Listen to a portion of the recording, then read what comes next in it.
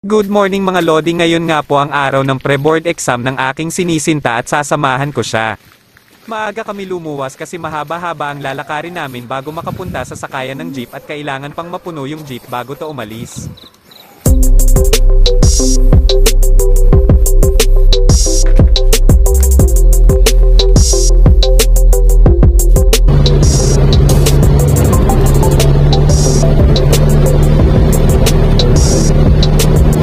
Kami bumaba sa may Chongsan papuntang Center Mall, nilakad na lang namin kasi malapit naman.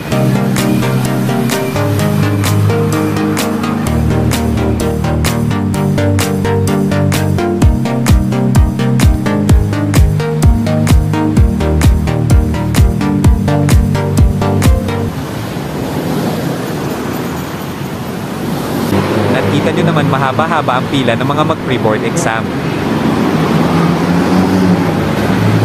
Tamang video lang tayo habang hinihintay ko ang aking sinisinta.